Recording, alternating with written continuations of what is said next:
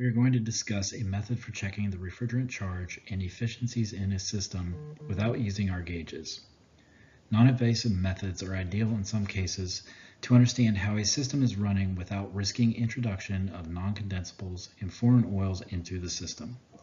To put it in simple terms, approach method is the difference between the liquid line temperature leaving the condenser and the ambient air temperature entering the condenser. Always make sure that the temperature readings are in the shade if possible. This differential temperature can help us see the amount of refrigerant in a system as well as the efficiency of the condenser coil itself. A condenser coil that rejects more heat will have a leaving refrigerant temperature that is lower and therefore closer to the outdoor temperature. As a note, the liquid line temperature can never be lower than the ambient temperature without a restriction in the condenser coil itself.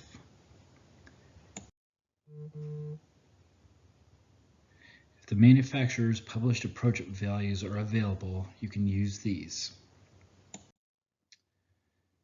If the manufacturer doesn't publish the approach values, you can estimate the approach by finding the CTOA, condensing temperature over ambient, for the system and subtracting the design subcooling.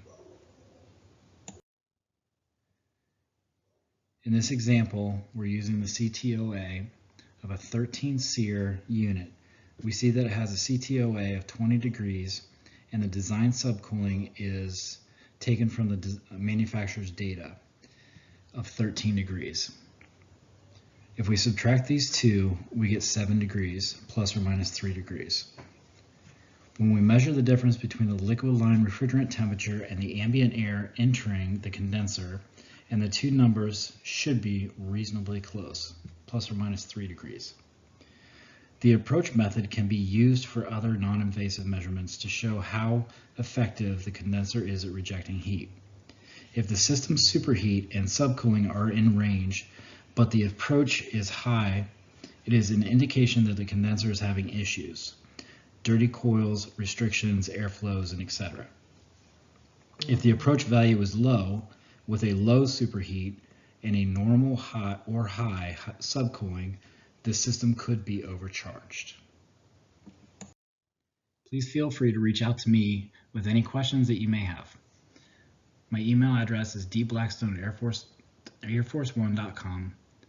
My cell phone number is 1-614-802-9887. You can text me or call me anytime, or you can message me on Microsoft Teams. Thank you.